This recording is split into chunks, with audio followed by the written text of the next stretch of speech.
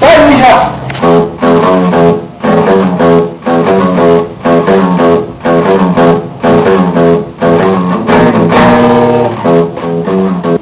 Como é que em Porto Alegre agora, né?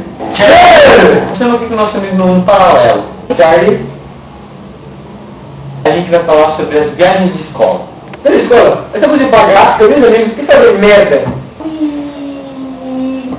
Nas viagens de escola, você nunca tem porra nenhuma. A não ser quando você faz montinho dentro de um ônibus em movimento. Isso é lógico. Ô, cadê o violão? Cadê o violão, porra? Ô, cadê o violão? Agora fica pior ainda, quando chove, nós vamos vestidas com camisinhas gigantes. É, literalmente tirar a camisinha gigante. Então, a gente fez um tutorial pra vocês.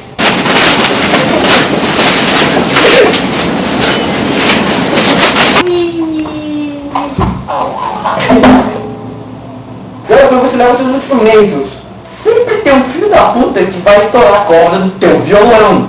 Ou pelo da paleta. Uma coisa que eu aprendi nas viagens é que você não deve dormir no ônibus.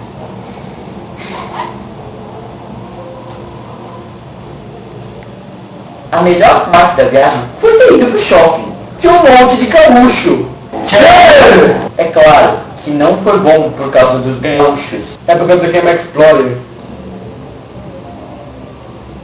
Enganar as pessoas falando outra língua é a coisa mais fácil que você tem pra fazer no shopping. É, hoje eu exemplo disso.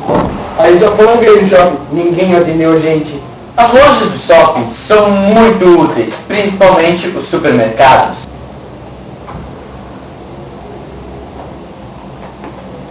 Não é parte, quando você fica trancado no dia. Que tô trancando?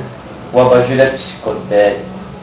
A melhor parte é quando o motorista, que podia estar 80 por hora, ele fica andando assim. Tranca. O abajur é psicodélico. Vocês mijaram? Informações inúteis. Isso daí é uma ótima vídeo. A melhor coisa de ficar nos hotéis é o serviço de quarto. Então, por favor.